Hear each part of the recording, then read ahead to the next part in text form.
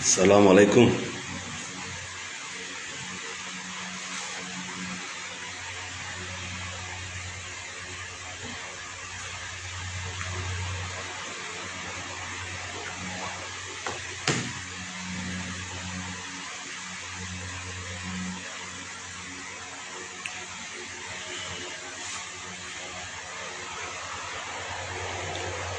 Elen salmina nokku ka wonɗon ko woni yeeso mon ɗo ko Nawna Sidli Sawdani depuis Conakry. Siko ɗum Allah muuyi hande kadi le 13 4 mois 2022 en ara e sendote en yoga e toɓɓe ka page Nawna Sidli Sawdani depuis Conakry. Bonjour mon frère Diallo Souleymane, on est ensemble aujourd'hui, monsieur Boubacar depuis les États-Unis. Merci à tout le monde encore. Partagez le live, on va commencer. Abdourahmane Sow, vous êtes toujours là.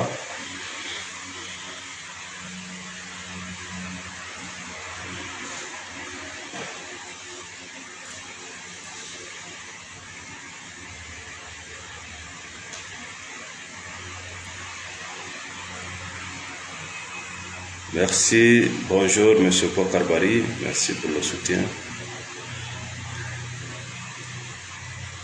Mbeɗen salmina nokku ka wonɗon bimbi ɗo en garay hande kadi siko ɗum Allah muuyi sendoden yoga e toɓɓe ko honno bani adama on wawata waynodirde, ko honno eliminata o itta ka hakkille makko ko wiyete kon victime mentalité, hakkille toñaɗo. Voilà, andi diina ka wona ɗen hollede kan ma politique mo wona ɗo en hollede on fayda humondiri e neediji men ɗin handeji ɗin. Merci Oumou Diallo. Ha ka yiyata neɗɗo ɗo jindida avec la mentalité de victime mentalité no hulɓini ha ka bane adama yiyatamo himo jogi hakkille toñaɗo, par ce que neɗɗo jogiɗo hakkille toñaɗo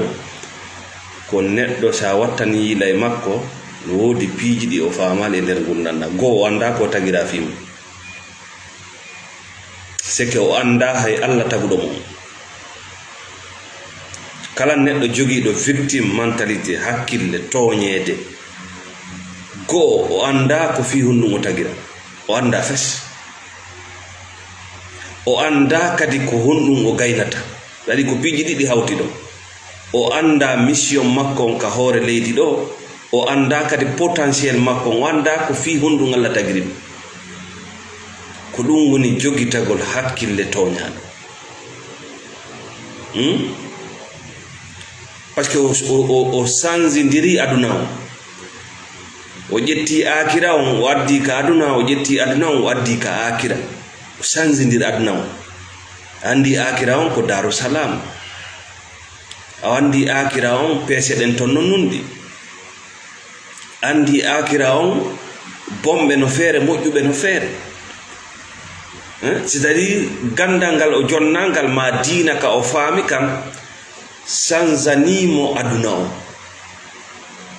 o ƴetti akira on o artirimo ka aduna, o ƴetti aduna on o nabimo ka akira. Ko ɓen jogoto hakkille ko wiyete toñaɗo, ko ɓen jogoto hakkille toñaɗo. Ko yimɓe ko ɓuri hewde kon ɓe wonay e miijoji, ɓe wonay e koyɗi ka yiɗaɓe o kamɓe fayda hiɓe créa probléme ji ka koyɗi maɓɓe, hiɓe créa probléme ji ka koyɗi maɓɓe, ka yelaji maɓɓe, hiɓe créa projet ji ka yelaji maɓɓe. Merci Thierno Bari, merci Mamadou Saliou Sanoussi. Hara noon ka goonga ka aduna yanko, si a wawi ittude on mentalité de victime ɗon, aduna on no duwa nunɗude, miɗa mari goonga, ɗum ɗo duwaka waɗude, ɗum ɗo duwaka lan heɓude. Si o tigi wawi ittude ɗum ɗo, hara ko ɗum ɗo o tigi wawi ittude bi isnillahi, tout va changer, tout peut changer. Voilà, merci beaucoup.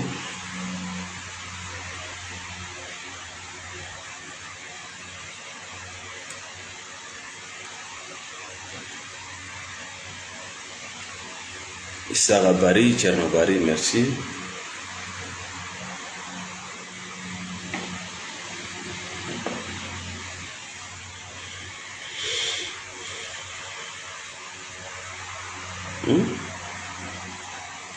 Partagez la vidéo. Mamadou Saliou Sunuma, merci. Ko be fama hunde wotere si tawi ko ya fiɗɗin adna ma woyi wodi piiji tawdi be famadi. Mamadou Bobo Diallo Koubian, merci. Wodi piiji di doit famude. Tu as été créé pour lutter pour ta vie, David Palmer l'infatigable, ça fait longtemps. Tu as été créé pour lutter. Tu n'as jamais été créé pour se victimiser. Ouais, il y a des victimes. Mais il y a des victimes en cas.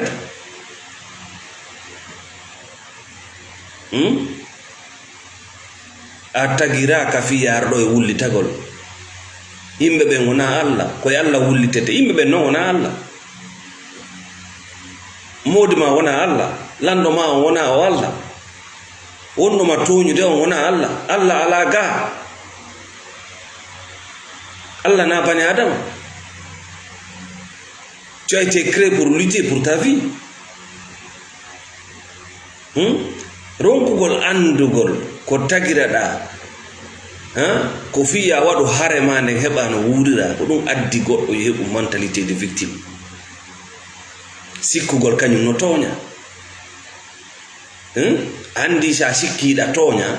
sadi hiɗa sikki ko duwaɗa jonnede ko nga jonnaka. Mais a yejjiti goɗɗo jonnatama. A yejjiti goɗɗo jonnatama. C'est là le problème. Ko an jonnata hoorema ko no wullitantuɗa fi a jonnaka goɗɗum. A yejjiti aduna on ko fodduɗa e mum kon jonnayma. Aduna on jonnatama ko yeliɗa. Aduna on jonnatama ko faalaɗa ko. Mais o jonnete noon ko pesata ko. Si tawi ko jonnaɗa kon walanakima sanju poids ma, sanju noone no wonɗa miijorade no, sanju noone no wonɗa gollirde no. Salogol waɗugol ɗum ɗo o tigi créa directement mentalité de fainéant, de parasite, de victime. No wodi ko duwaɗa famude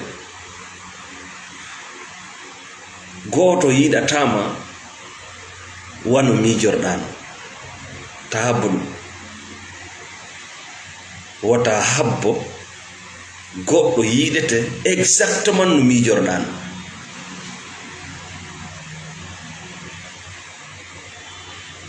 Non, ça ne marche pas. Merci Thierno Fulani Man Diallo.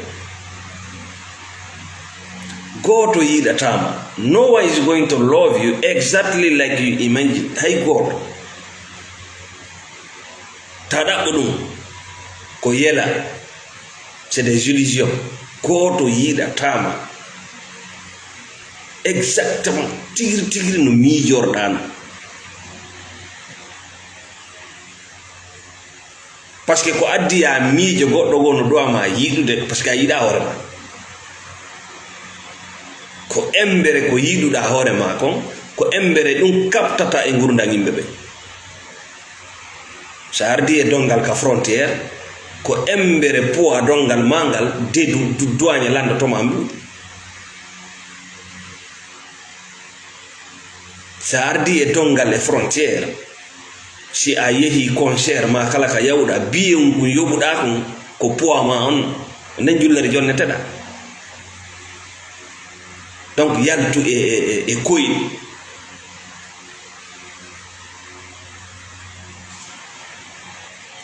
Goto wonata ka nden gandima anda ko ɗum faalaɗa. An andali ko ɗum faalaɗa. Goto wawata natte ka nder gandima janga nder ton anda exactly ko honɗum faalaɗa, ko honɗum e façon koode faalaɗa, ko honɗum e façon gurdam faalaɗa. O yaha o tetta ɗum o adda. Nde wonno goɗɗo wawata natde ga mais an hiɗa wawi natde ton. An hiɗa andi ko honɗum faalaɗa. Ko a waɗanali hoore ma kon ko hombo habbiɗa. an hiɗa andi ko honɗum fa Allah min mi anda ko honɗum woni ka nder hoorema c'est impossible mi wawata natta ka nder hoorema mi janga bindi windiɗi toon mais an hiɗa wawi wadde an a andi ko woni ton ko a yimma naaki e ko goɗɗo go habbida yimmanoma. Merci Mamadou Ba Kolangel Diti. Merci DKS Amadou Fatou Diallo. Merci beaucoup. Mentalité de victime. No weli heɓude ha. No weli heɓude ha. Si tawi a anda ko honnu garanda ka hoore leydi. No weli heɓude ha si tawi a anda ko ha honto gaynata. Ko ɗum heɓi en, ko ɗum heɓi buy, ko ɗum heɓi ɓaleejo. Par ce que wullitagol no woodi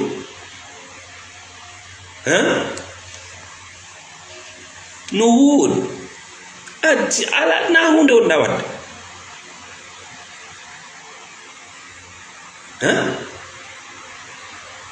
se victimiser, c'est très tout. Mais le travaillement, c'est pas facile. La responsabilité, c'est pas facile.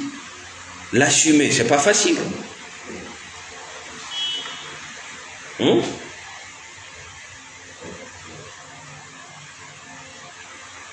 Goto wawata ndarde ko windi konka ganima ko mako ko woni konka nder ganima ndara faaleji maɗi immo yaha tetta ɗum tigri adda jonde personne ne wala feere nde wonno an a andi ko wonton a waɗali e min mu anda ko wonton kon haysi mi waɗay taway na haw mi hawrodirta e mum haysi mi waɗante hande ko faalaɗa kon mi hawrodirta e mum mais an non an anduɗo ko honɗum faala e a waɗanali hoore ma ko goɗɗo waɗanayma e wi goto yiɗatama exactement no mijorɗa mais seke ɗum ɗon holli an hiɗa wawi yiɗude hoorema exactly no mijorɗa ɗum konko wonɗa habborde yimɓe ɓe hiɗa wawi waɗande ɗum hoorema net andu kadi sa waɗanali hoorema ya pas loi d'attraction ala ko pooɗa koko jogiɗa kon pooɗata ko mbuuɗi pooɗata mbuuɗi koko laaɓi pooɗata ko laaɓi koko ñiddi pooɗata ko ñiddi koko yurmi pooɗata ko yurmi koko jogiɗa kon wonɗa e pooɗude adna on addantama goɗɗum sona ko créyuɗa taw a créay hunde nden taw sinde ara tu crées ça dans le monde spirituel a créé taw hunde nde positive mindset miijo moƴƴo a tutay ngal leggal taw sina ɗum ngal jandata ko tutuɗa wo ko ɗum jandata e gurdam maɗa sa sikki non ko goɗɗo arata tuta hino ka victimisation yaltata ɗon ko sikkugol ko goɗɗo arata tuta kala ka nanɗa goɗɗo no waɗa ni ñe yaw joɗɗa jantoɗamo moƴƴa koko o waɗa naali hoore makko o habbori goɗɗo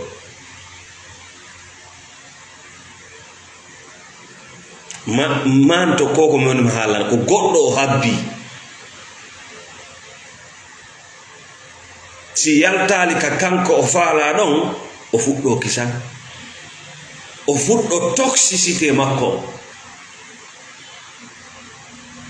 mais o yejjiti goto wawatamo waɗande ko woni miijade ko antu andigol miijade ko ɗum waɗi la communication c'est très important, c'est très important. Joɗagol habbo, joɗagol miijo, joɗagol yelo, c'est très dangereux.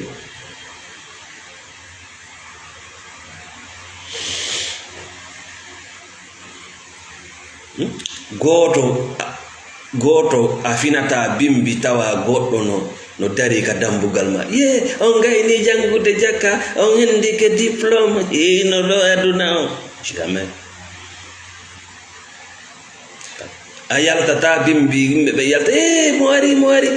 ko ɓeɗo men habbino ino ɗo jullere nden jooɗe jamais de la vie afinata bimbi tawa goɗɗo no dari e puccu ka dambugal ma ina may ka aljanna may aduna amayay taw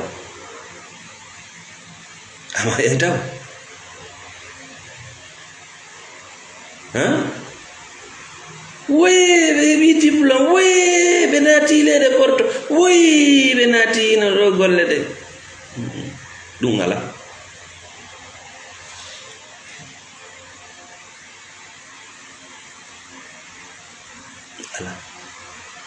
kala ko a tutali kala ko an a tutali ɗum jandata kala ko a yarnaki mawnata kala ko a dankaki a soñata ɗum ko haala wi teddinila teddinalila no yawila hey goto teddintama teddungal no way wa poids ko ber kilo mo pesata on ko ɗum jaɓugol non ko 25 kilo mi pesata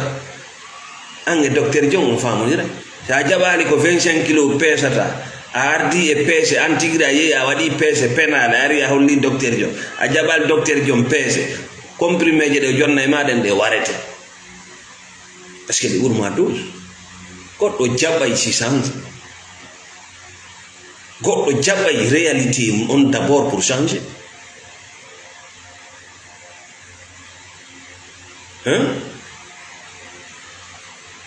si goɗɗo inni est ce que wona bebe woni ka tuuba monɗa o e beteke mango yaha ka yawɗa yimɓe no jogade kine ukkoɗa noon e yimɓe ɓe no yawilan no mais tu refuses la réalité a dankota ko hoorema ko ɗum waɗi si mawdu ma no ñeddimma a dankota ko hoorema ko ɗum waɗi si ɓengu ma no ñeddimma mais tu refuses la réalité a dépensata hoorema a dépensata ɓengol mais qui va te respecter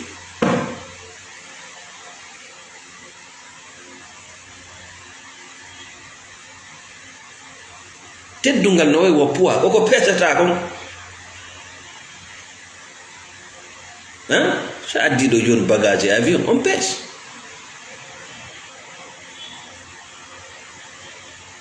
si kange addama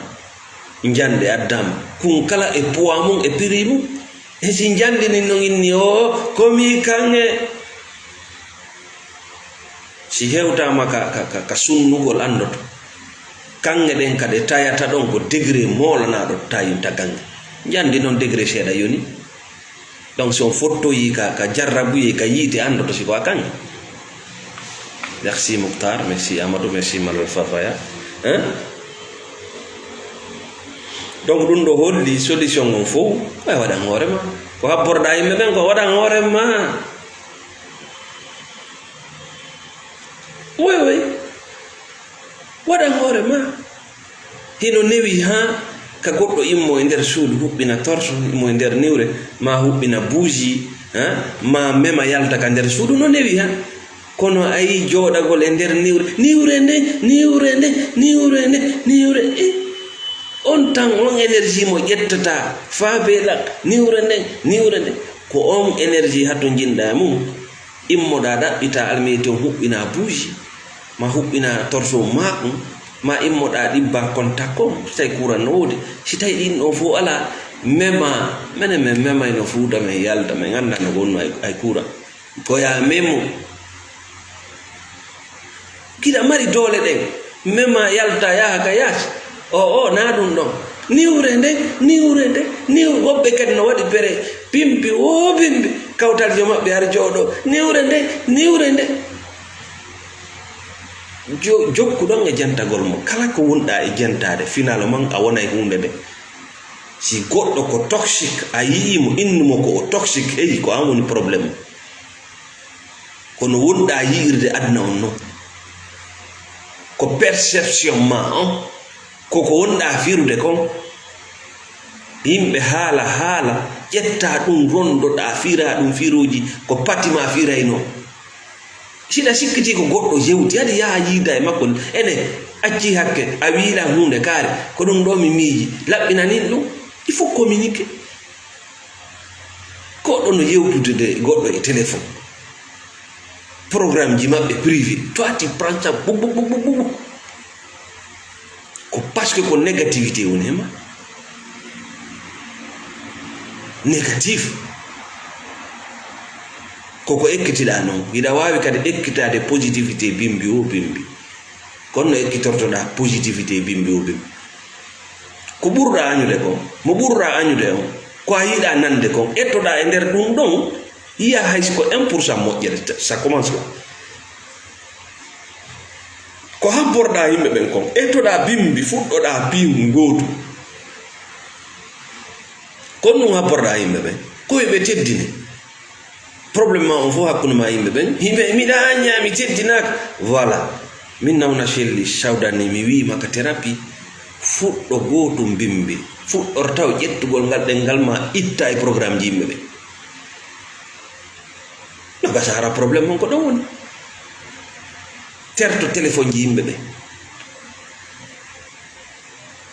hein konko faalaɗa yo oya waɗane ka bimbi ɗo yehi waɗa goɗɗum hiɗa faala yo soodane kammu hiɗa faala yo sooda yalti yaha golla yalti ka bimbi ɗo yaha ɗaɓɓa golle 50% de vos problèmes c'est problème économique ko angal mbuuɗi 50% ɓe mi accompagne ɓen fof probléme maɓɓe on ko angal mbuuɗi moi j'ai accompagné les gens sikkunoɓe no mari diabète ji tension cancer ɓen fof ndikkino honno ndikkiniɓe c'était des problèmes économiques hiɗa cukde si ngandi ma ndin deƴali ɓandu ma ndun sellata ko ngandi ma ndin halfina réglgol fi ɓandu ma ndun fof kala ko ɓandu ma ndun hatto ñini ko ngandi ndin réglta yon noon siɗa ƴetti ngandi ma ndi yowi aduna o waɗanalila yurminalila mawlalila noddali anditali adi nodda hoorema andita hoorema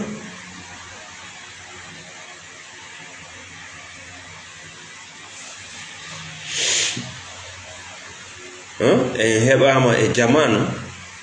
en tawama e jamanu imaginaire c'est-à-dire yelatu no yelotu probléme ɓe yelotu e solution koye ɓe yelotu jawdi ko yelagol dewgal labangal ko gollata min ni gollata na wonde ɓe yata ɓe golla fi yo ɓe wuuro mais ɓe gollanta konko ɓe woni e yelade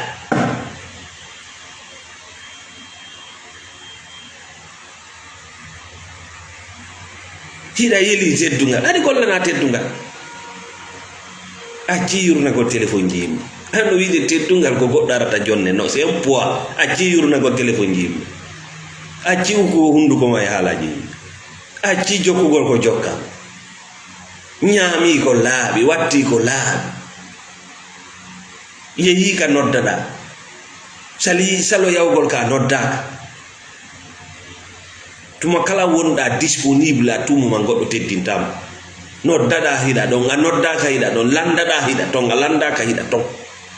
hiɗa jaabo ko haɗi piiji ɗin fof a jaaboto no ko menen an e hombo hombo hollituma ça ne te regarde pas wona fiiɗa jooɗude goɗɗo ko hunde wotere wona fi ay goɗɗo ko ganna probléme makko ko probléme ma apprenez à vous respecter hein wona kala ko heɓuma doa heɓude aduna o wona kala ko heɓuma ko a heɓi aduna o wona kala ko heɓi aduna o heɓima mais tu ne te respectes pas mais mina aña sanzo hande konguɗi ɗi wiyata ɗi ɓe teddinalan sansa mi teddina hoore am fi honɗum ko hunduko am suɓata ko haala ɗe koyɗe an suɓata ko yaha ɗe guite an suɓata ko ndaɗo par ce que neɗɗo mo teddina hoore mum o ɗaɓɓay tun contrôle gol goɗɗo gol kala mo contrôle la o teddintama aduna e akira faltake ma yiwde ne cherche même pas contrôler les gens kono waɗi ɓe yiɗa dictateur je pense qu'il veut tout contrôler kono waɗi dictateur kadi fotota ko ha maayi par ce que ko hunde de gasata na e doole ma goɗɗo change woñande o faala laisse tomber ko ɓiɗɗo an ko ɓingu an ko kammu an ko paɗe an ko suudu goɗɗo change woñande faala a hewti non koy ka feeta hewti ka feeta mais an ida waawi sansuɓe ida waawi suɓaade fi goɗɗo jaabaaki ma téléphone ko probléme tu veux contrôler les gens fi goɗɗo jaabaaki ma téléphone c'est un problème ça ko adi ha boɗa a noddimo jaabi il faut attendre ça continue noddugol tu te respectes pas et puis nano o teddinama il te bloque mais ko an bloqué hoorema mentalité o victime ay wallahi a anda ko tagiraɗa ko ɗum waɗi allah ko tagirma ko fi cippiro sa andi ko fi cippiro tagira si weyti bimbi tu te lèves tu sors yaka combat tu combats toute la journée pour gagner ta vie ko ɗum tagiranaɗa c'est pour te battre.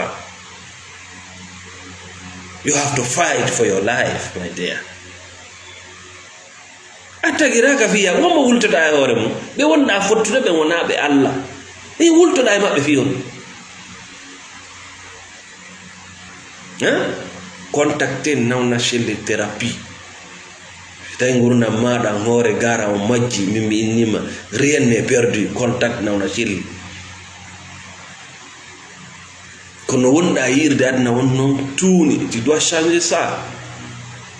da doit changer de no wonɗa miijorade noon sa yi adna on yiyande welo welo ko welo welo arata sa yi adna wiyande jahannama ko jahannama arata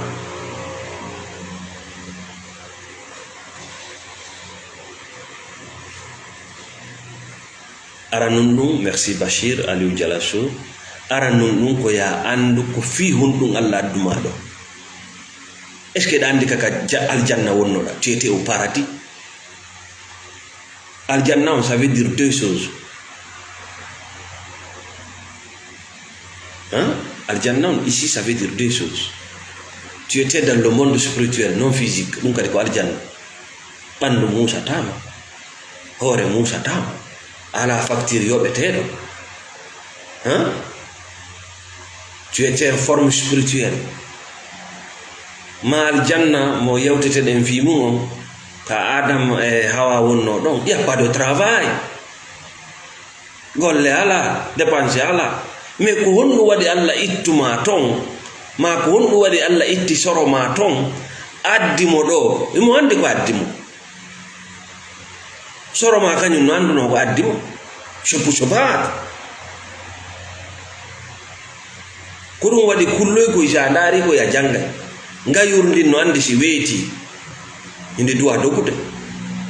jawre nden no andi si weeti inde duwa dogude mo kala no duwa gollude golle mum ɗen si ñaama ma si daɗa ngayurni na wonde fi indi laami indi mara doole sindi dogal heege warayni ko bendi doga ndi nanga jawre nden no andi kayre kadi o naafi huɗo kon no weli no newi sinde dogali nde luttay kala kullum ka burura yiiɗa ngayur no nangi ko lowkum ngayur ndi ngaray taw ndaara kulle ɗe ndaara examine parce que ndi maɓɓe ndi conserve énergie mayre ndi ndaara ko loyi kon ko honno ndi andirta ɗum ndi haajay woni si ndi haaji kala mo kulol ngol nangi on non ko lowuɗo ko victime kamɓe no ɗum yiyata yimɓe ka wore leydi ɗo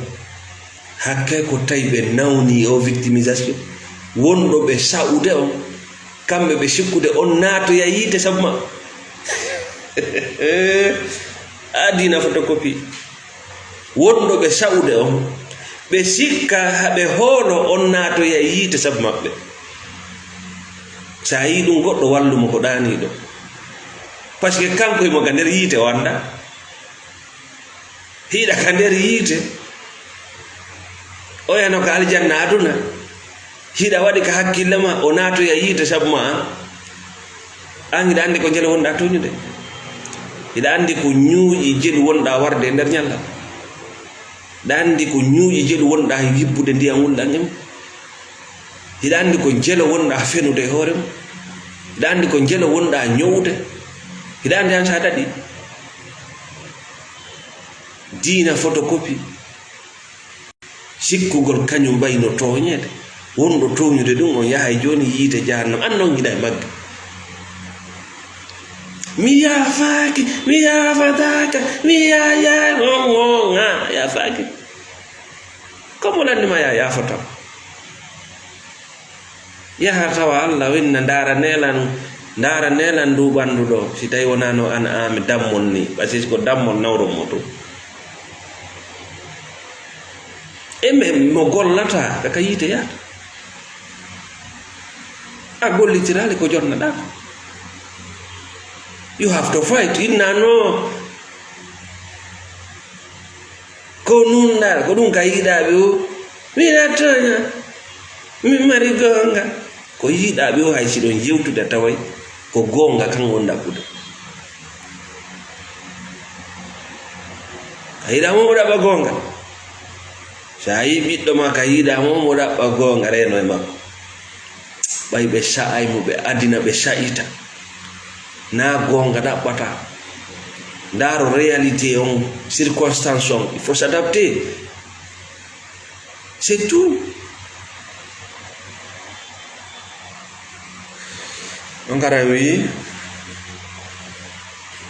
piiji ɗiɗi pet waɗa famde kuma cange merci Abdallah Hafiz piiji ɗiɗi pet waɗa famde ko fi honɗum Allah addiri lanɗo par ce que kal janna tagaɗa natongo o jaɓali wona to ko fi honɗum noon waddata lanɗo ko front no yo affaire militaire sa formama ha a gayni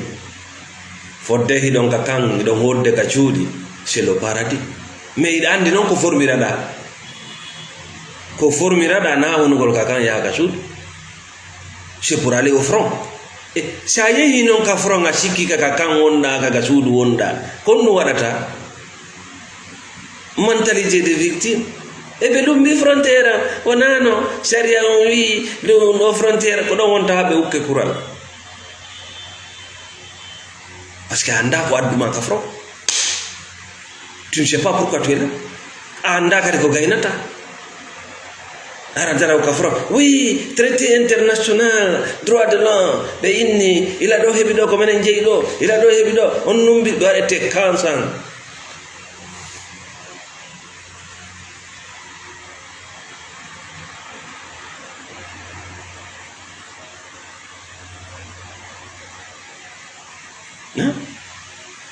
si a gaynata fokkiti si a gaynata fokkiti mais la victimisation n'a pas sa place dans le monde aduna o yurmetake goy ko honto yiwɗa ka nder qur'ana no windi goɗɗo arrahim arrahman sona Allah ende wonno na kanko wonɗa fodde ga aɗa wattana yiila koko lo'i to wonɗa fottude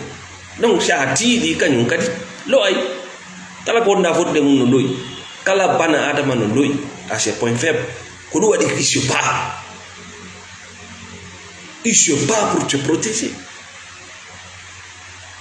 comme tu es faible tu dois te battre pour survivre en wiɗa noon no waɗata ka dewgal ma non ko ñande o seene meɗen ñaawde ɗum no wele moƴƴa e kono ko ɗon nafude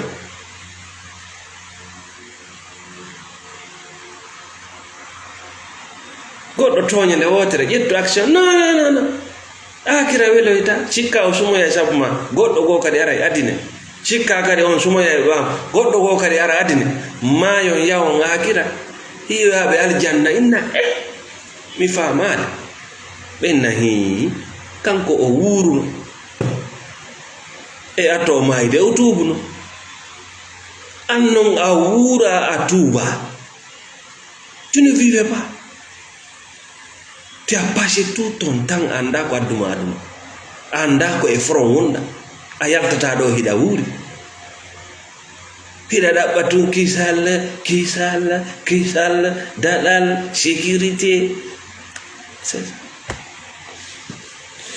ɗon haran wi en tawama e société ka tawata gurdam maɓɓe nan fof ko yeela ko penade fenana yelo problem gala tawa be yelade solution ko be yelo kadi hay problem on kadi woni gonga ko solution kadi ko yelago jawdi ko yelago no ya tano sa yiltitike ka gonga ka reality a yaltay e mentalité de victime kisa sa yaltika sa ari ka reality la vie va ainsi wawdo ka hore bebinta on wari la bebinede ka hore c'est là la question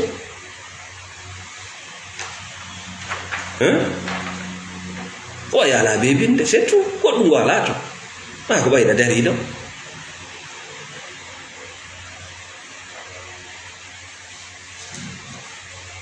donc aran wi fiya wawu yaltude o mentalité de victime no poñji seedaji di doda famde kon won dim poñji hay goto yida tama no yelorda no mi sikki de ko an yeli ko ando wadde golle de yeyi soda cionci di faallade yeyi wonda e gorko mo faalada ma debbo mo faalada teddini hoore ma mi fillito poyngara noon hay goto yiɗatama no yelorɗa no fi hon ɗum wona kanko yeli ko an yeli ko an faala wonde mis ko an faala wonde hajjinoɓe yimɓe ko adi waɗa ko an faala wonde people pleaser waɗu c'est un droit mais yo goɗɗo waɗane ko an faala hajjude seppuya frustration on fof ko wigol goɗɗo waɗay kono son jang ko ɗo woni ko a ɗaɓɓi giggol yiiɗi hoorema yiiɗi taw hoorema anda sa yiiɗi hoorema yimɓe ɓe yiidete ce que les gens n'arrivent pas à comprendre si a yiiɗi hoorema hay mo andama yiidete yiiɗoma o yiidete fi wonɗum no e ma piège hunkunno e ma sa yi ngal ɗo otowal feƴƴi yimɓe ɓen darningal ngalla feƴƴi yimɓe ɓen darnal ngal ko couleur o kunɗa no pentira jaune ko taxi ngalla no ko privé fumé koɗɗo donnoto ko dartaga teddugal koye ma wonata kunɗa taxi feƴƴi fof darni kum dogi udditi bafe ɗen hoppi kum poyo payannike ko ɗum kum pentiri hoore makko ko people pleaser ina jogi auto personnel wama fimi climatisé nga fermi ara way doy goɗɗo darata comprendre ça aussi c'est se reposer waɗanarira ŋañarira jonnira janna ko fima o tagira an a waɗanali hoore ma kombo waɗanani mais vous êtes malade teddinila teddinalla ŋañira ŋañalla lootila loota ko fima o tagira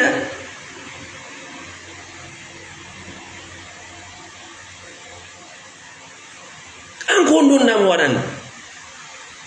an ko ɗum nam waɗan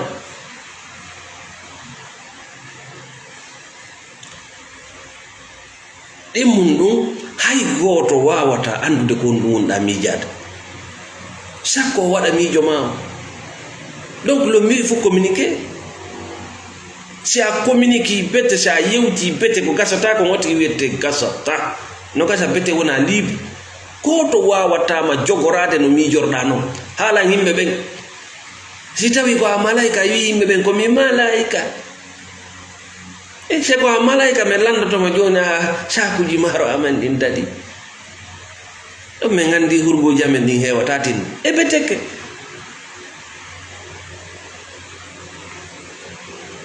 goto wawata natude ka nder gandima anda ko ɗum wonɗa miijata il faut communiquer woɓɓe moɗon no fela yimɓe hara yimɓe ɓen anda heno jogoraw yimɓe ɓen anda ko honno jogoray ma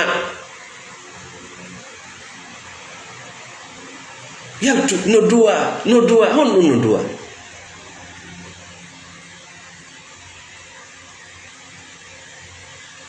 e si ɗum no duwa e honɗum no duwa an yiɗa wiide koko hoolila yimɓe ɓen hooli an yiɗa wiide koko difata yimɓe difata hida rewde Allah fenande o no rewde Allah gonga da juude ko Allah goto on do rewde an hida rewde Allah yurumede Allah muññido oda no rewde Allah tiidudo ona fi on fo do wiide Allah Allah ko Allah goto on do rewde an Allah ma on no yurumi ko wadi sida yurumi an hida wi Allah ma on gaynata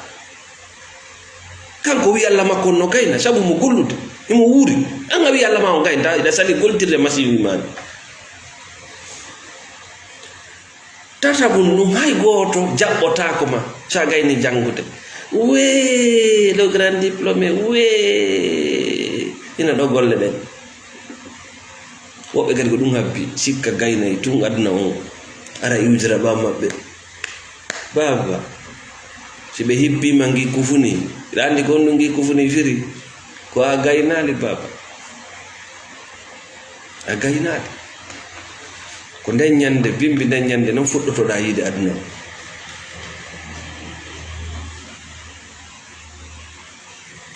hay goto feñata e mano jooli e hoore puccu maygal janna sa fokkiti tan abarande ay mimmi golla e aljanna moi je travaille mimmi da andi aljanna Allah wilan ko mi remu de mi soñoya wayno anga goddo ko puccu arata me yejjito ida wuri ama yaltaw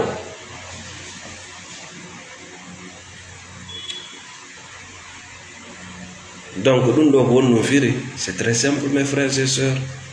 dum do ko firi kala ko wawata wadande hoore ma da borgoddo donc a yalti victimisation kala ko anduda an on a wada pere wadangol hoore ma ko no bordoda yimbe be déjà an hida anyani hoore ma hida fala tewu yaw so da jakka hida fala visa yaw ka ambassade avec ton passeport commence les démarches hida fala kammo me ida wayda bude gabi janjiya me hida anyani hoore ma hunde ida habbiyo goddo wada konde to mo gaynta ko makko ko warna ko mako ngare kalanno de yewtere men e wi ay bani adama hida teddi hida tiidi hida gayna kono non des croyances limitantes holareji sakkotodi bani adama din no duudi ka diina ka aadaji experience ji di rewete sa fotti e yimbe be jamfikema holla hande kadi kala mo fottuda ko jamfotodo faut débloquer ton esprit kon wadi sibeda jamfima c'est parce que tu dormais tu pensais que tout le monde était comme toi wana fo waywa ma kon be jamforto ma kadi sikka hani kadi fo no waywa ben jamfotobe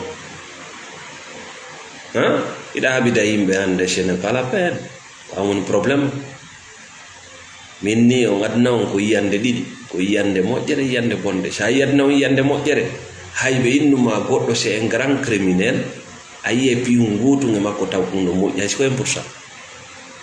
hay ci ko woni dum yi amo c'est un être humain way se bat aussi pour sa vie no gasa peut-être hino mari kanko kadi ko woni ma yande mo mari idéologie ma way peut-être son passé makko ko dum nangi mo do ma no gasa koko woni o criminalité makko do mo way changer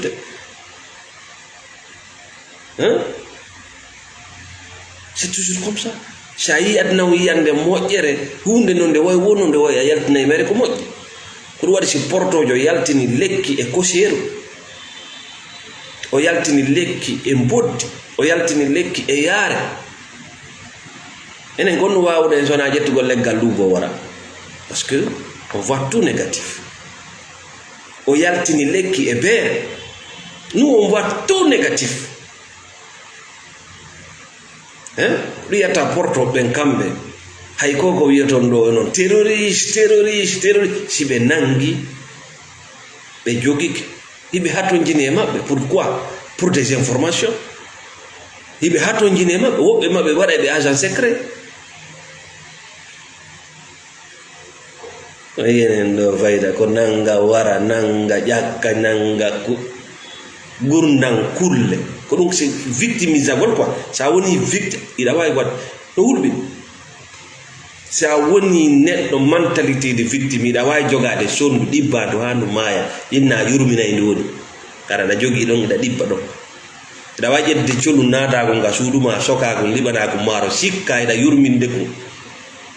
ade accita sondu ndu cinta yore leydi ndi wonda jindirde no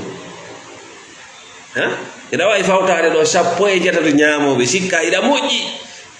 haraka goddo yima no dépense ji din no duudiri lan dongal ngal no duudiri lan ñoño komboronduma do adi libéra yimbe be anda ko amoni wadde be parasite sikka non kañum no moƴƴi ma goddo toña dum do yop on noti yaha jannama o toñi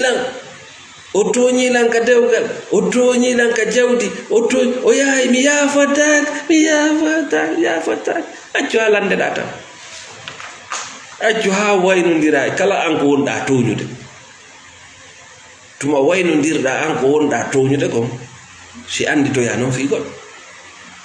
si o tuubi o naata yarjanna wacce ɗo sortez dans ça, battez-vous pour votre vie kono ida acci ko duwaɗa wadde ko lore nde duwaɗa remde ɗa acci ɗum hiɗa yeyi dariɗa ala remde goɗɗo ara naata ka nder lorema nder torrema soña haɓana o toñila siɗa watti paɗe maɗe goɗɗo wattoto de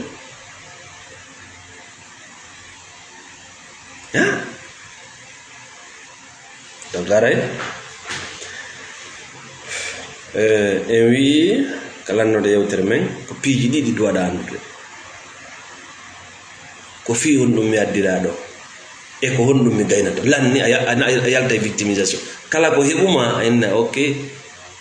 ko honɗum mi duwa famude e ɗum ɗo c'est tout kala ko heɓuma enna voilà ko gandal honɗum mi duwa famude e ɗum ɗo c'est quelle expérience c'est quelle est la leçon kono si tawi wona ɗum ɗon ko